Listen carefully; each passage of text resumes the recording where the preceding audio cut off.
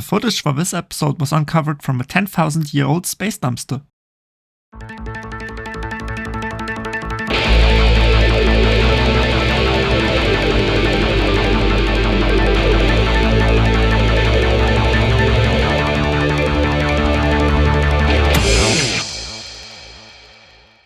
Welcome back to You Don't Know JANK. My name is Moto, and please introduce yourself, my new guest. Hey, I'm NFinite, and today I guess I'm going to be playing You Don't Know JANK. I typically do super quant content on my channel, just having a little bit of fun today. And inspired by that, we can already start with your specialty, I suppose. Oh, yes. And as we all know, of course, super quants are inspired by the Power Rangers. So my question is, what is the original name of the original Mighty Morphin Power Rangers? Is it A, Kyoryu Sentai Zeo Ranger? Is it B, Tokuso Sentai Deka Ranger? C, Himitsu Sentai Go Ranger? Or D, Kusoku Sentai Turbo Ranger? Hitting with the Sentai question. I appreciate that. Okay, I think... So I'm not going to try pronouncing it. I'm not the best at Japanese pronunciation, but I believe the one that you said that was correct is A. Yes, Kyoryu Sentai Zeo Ranger, the Dino Special Forces. As the name would suggest, and Zeo Ranger is just a name. Woohoo! The name of the game stays the same, however, with the next question, I decided to throw a little wrench into it. Oh, okay. If the super quant monsters were getting into watercolor paintings, which one would have to sit out? Grampulse, Ouroboros, Magna Liger, or Lusterex? A watercolor painting. I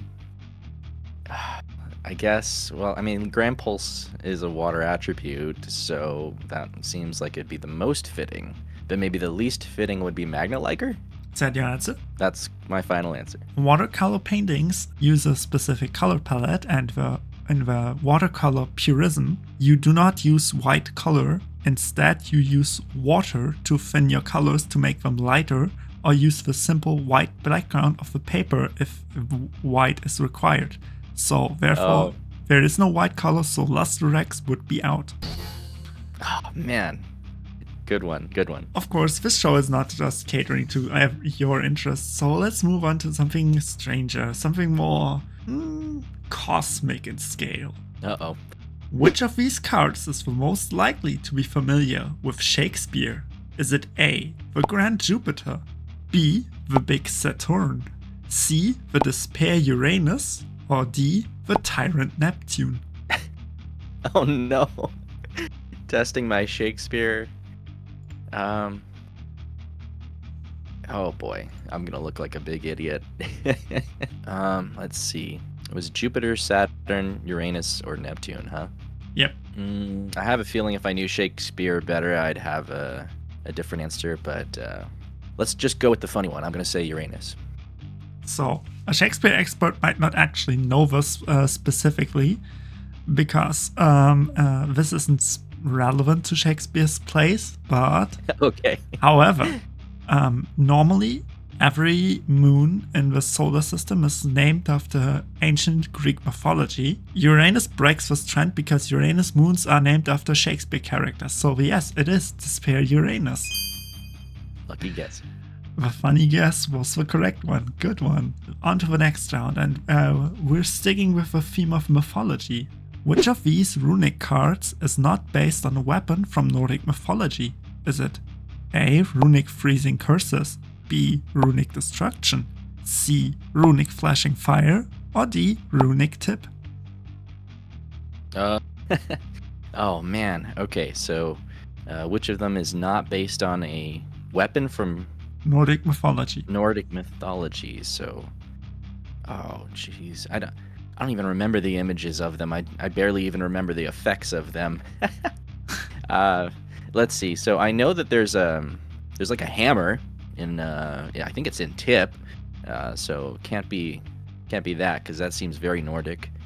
And I don't even know the imagery on Flashing Fire or Freezing Curses. I get those two mixed up all the time. And then what was the last of the options? Destruction. Destruction. Okay, my gut instinct is destruction, but I don't even remember that one. So you want to go with destruction? Let's say destruction. You mixed up Tip with Smiting Storm. Smiting Storm has the hammer on it. However, Tip has a sword on it, which is Thing, which is a weapon from Tyr. So that one's out. Freezing Curses is also is Idalia. This is Urla's bow. So that one's also not correct. Destruction has Iron Gloves on it, and these are JANK Rapier. These are gloves that also Thor used. So it is runic flashing fire, because that is a sniper rifle. And none of the Nordic gods used a sniper rifle. Oh man, if I had remembered the art better. Sounds great. Now we're going into the bonus round. These are always either or questions, and there's 1,000 points in for each of the correct answers. So this time is back to monsters. I'm telling you 7 monster names, and you have to tell me if this is a reptile or not a reptile. Let's start with the first one. Spiral Serpent. Spiral Serpent? Spiral Serpent, yep. We're playing reptile or not a reptile at this point. Is this a reptile or not? Reptile. I'm gonna say not reptile. Spiral Serpent is a sea serpent. Correct, it's not a reptile. Electric Snake. Reptile. Electric Snake is a thunder monster. Okay. Loud Cloud, the Storm Serpent. Not a reptile. Loud Cloud is a reptile, in fact. Iron Chain Snake. Iron Chain Snake? Yep. That, I think, is a reptile? Correct, that is a reptile. Galaxy Serpent. Not reptile. Correct, Galaxy Serpent is a dragon. Prohibit Snake. Prohibit Snake. Let's say reptile. Prohibit Snake is a Cybers monster. And the last one in this round, Light Serpent. Not reptile. Light Serpent is unfortunately a reptile. Oh my gosh. These are great. Yeah. Wow. I didn't know any of those cards. There's quite a lot of different kind of snakes and serpents in Yu-Gi-Oh! Oh gosh, good one. Now we move into round 2, and the second half of this game has always double the points. So there's 2,000 points for a correct answer and minus 2,000 points for a wrong answer. Uh-oh. And this one's just straight card knowledge, though not the kind of card that most TCG players are familiar with. What is the name of the speed duel skill for the Ancient Gear archetype? Is it A, Classic Cogs? Is it B, Dark Age Dynamo? Is it C, Middle Age Mechs? Or is it D, Renaissance Robots? Could you repeat D for me? Renaissance Robots. Well, admittedly, I don't play speed duels, so I'm gonna have to go based on gut instinct here. But I imagine that I would know this if I got like one of the GX midterm boxes. Okay. I'm gonna say Dark Age Dynamo. That was the wrong choice. So it is Middle Age Mechs, and it is specifically depicting Ancient Gear Fortress, which is a medieval castle. Oh. On to the next question, and this one's about a very peculiar card. Dual Terminal 4 featured a reprint of Polymerization. Which of these things is not true about the card? A, it has a new password. B, there's a QR code printed on it. C, it uses the OCG artwork. Or D, it has an unreleased common print. I think we're gonna go with the QR code. So that would imply that then it's got a new password, it's got OCG art, and it's an unreleased common. Yeah, okay. We'll say final answer is the QR code. So this print of Polymerization is an alt art print, which has a new password, which is one of the only cards in the game that has ever had that. Wow. It also has an unreleased common print. The Speed Duel vendors got a Speed Duel trial box, which had a common print of this art of Polymerization. This is a dual terminal card I specifically mentioned, and what most people don't realize is Dual Terminal is able to read your cards, and how they do it is Dual Terminal specific cards have a hidden QR code in the black part of a card back. Oh my goodness. So the trick is, this is an alternate art of polymerization, and many people assume this to be the OCG art, but first of all, it is an original new art that is just a redrawn of the original polymerization that more people are familiar with, but also this is actually a censored version because there's a 6-sided star on the OCG art which got blurred out in the TCG version. Oh wow. That's great. So that was the wrong one. That was the one. I got Yeah.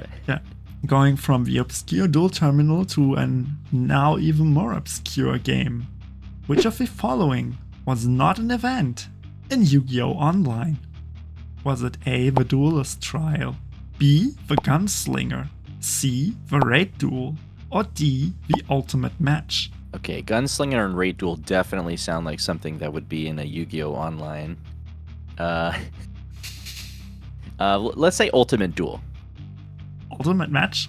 Yeah, that one. So, Ultimate Match was actually a mode in Yu-Gi-Oh! Online. It worked by just accumulating points over the course of a month. Oh wow. Raid Duel just didn't exist. Raid Duel was only a thing in Cross Duel and in Duel Links, but it wasn't in this game.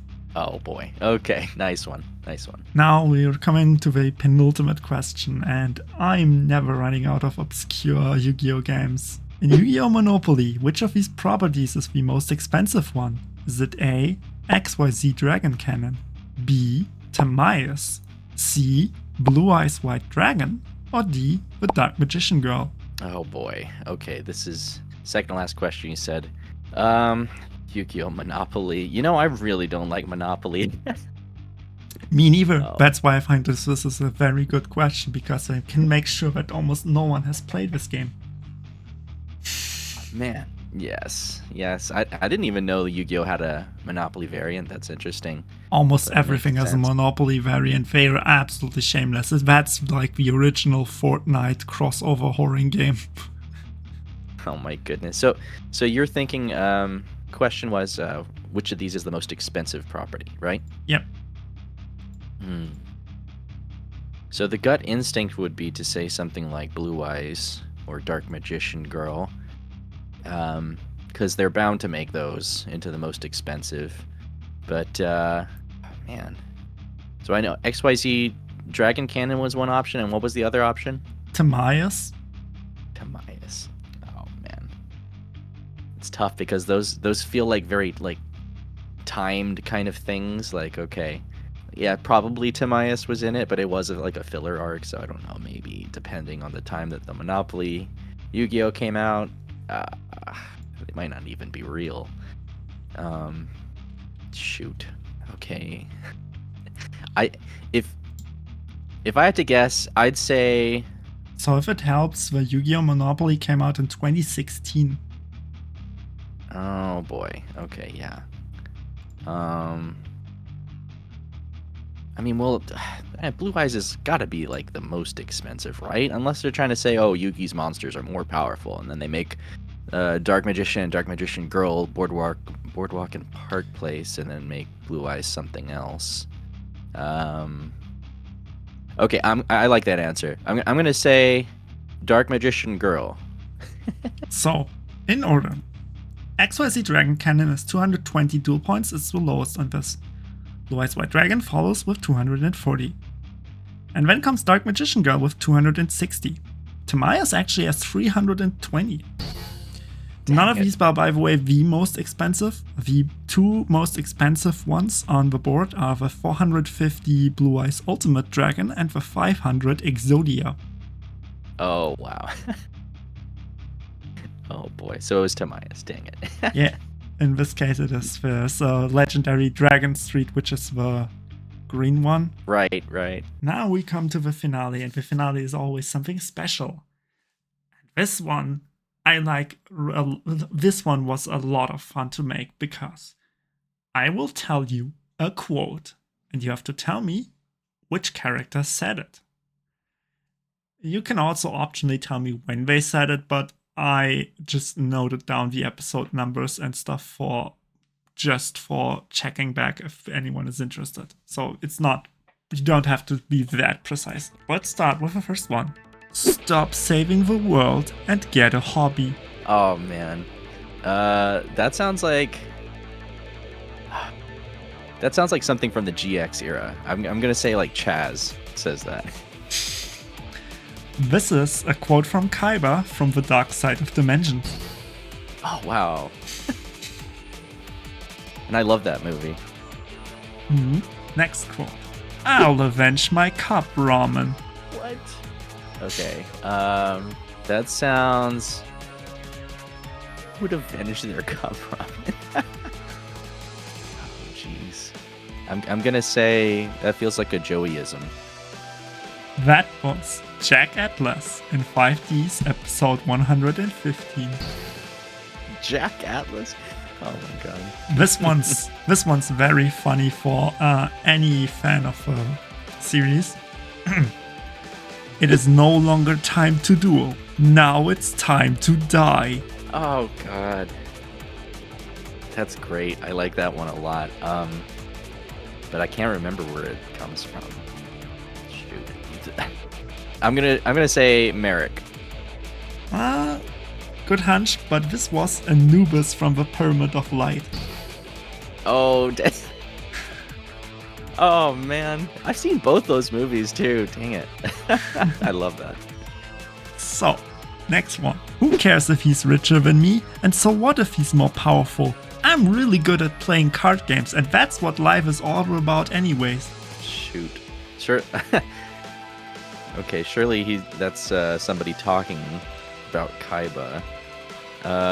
But who would be saying that they're really good at card games? Probably somebody who's not. Okay, we're gonna go back to Joey for this one. So this was not said about Kaiba, this was said about Adrian or Amon. This was Chaz in GX episode 111. This is probably the funniest duel in the entire series. Like, I could have just made quotes from that episode. It's so unbelievably hilarious, that duel. Now, next one's a lot shorter. You just summoned your mom. Oh my goodness. Okay, I might need a little bit of help. Is this past 5Ds? Maybe. Shoot. I remember watching like a compilation of dub clips that happened after 5Ds because I never watched those series. There's some good ones. I'm gonna guess. Was it in Zexal at the very least? Mm-hmm. And who said it in Zexal? Oh, it's gotta be like maybe one of the villain guys. Well, if that's your answer, yeah, let's. Okay, so I don't know exactly who it would be because I don't know any of the character names from Zexal, but I'm at least guessing it's in Zexal. Yeah, it was Yuma. You said it in episode 7. That's great. It gets so savage in that one. If past 5Ds is not your strong suit, this might be a problem. A battle between brother and sister. We should wear earplugs. Okay, would have said that. Is there a brother and sister duelist thing in Arc V? Maybe? I'm thinking Arc V. I can think of multiple siblings throughout the series.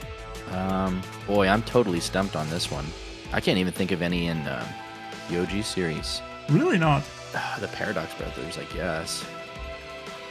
I can think of one in DM and GX. And in 5Ds. In Zexal there's one. Shoot. Okay. I don't know if there's one in Arc V from the memory. Probably I is. am totally stumped on this one. I have no answer for you. I guess I'm just gonna say Arc V. This was Astral from Zexal episode 91. And just to recap, there's Joey and Serenity in the original series, which are brother and sister. Oh, they do. Yeah, There's okay. Alexis and Atticus in GX. Oh, right, yeah. And there's Leo and Luna in 5Ds. Yeah. jeez. Okay. Shows how much I know. And that was just the series you supposedly watched. Yeah. Okay, and the next one is... This is also an instant classic. Like, this show got pretty much saved by its dub. I'm bracing myself so hard, it feels like I'm about to fart. That was said in a Yu-Gi-Oh episode. Yeah. Oh my god. You're saying that the series was saved by its dub. Yes. I did not like the Japanese version of this show, but the English dub made it a lot better for me. Okay, let's say I'm gonna go with my instinct of V-Rains.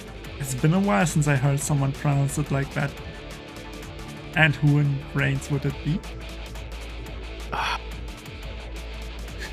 There's only points for characters here, not for the show. True. Yep. Do I even know anybody from Brains? If you've never watched the show, did you at least play Duel Links? No, I didn't. No. Oh, surely it's not Yusei, right? Okay, he's literally the only named character I know from Brains, so we'll say Yusei. So, first of all, his name's Yusaku. Yusei is from 5Ds. But this was I. He said it in episode 55.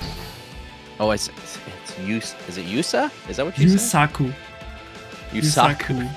Yes, or Playmaker if you want. There was also a very, very legendary scene in Reigns, which I really... This was like when I said, this is what I have to rewatch. So there's a scene where there's like, wow, you have to tell me honestly, no more lies, no deception. You don't really think a hot dog is a sandwich?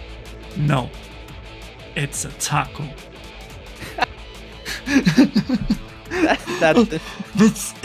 This dub is amazing. Oh man. All right. Now that we've reached the end of the finale, for sure. now that we reached the end of the finale, is there anything you want to plug, any shoutouts you want to make, or anything else you want to say? Oh man. Well, in my defense, I didn't even watch 5Ds. I think I maybe caught like one episode once, only because a friend showed me. But so I definitely had a lot of like guessing to do on the later episodes. And then as for I think my favorite segment of this was the reptiles. Really threw me off.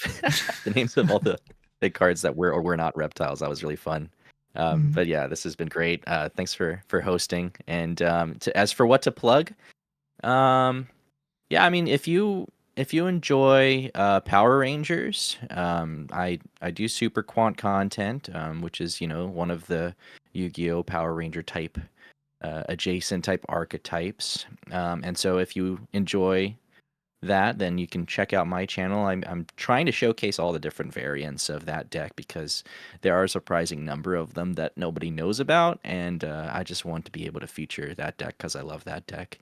But that's pretty much everything. Thanks again for having me. It's been a blast. All right, and I see you all in the next episode. Blah, blah, blah. Don't you get tired of making the same speech every time you're faced with a challenge? Stop saving the world and get a hobby!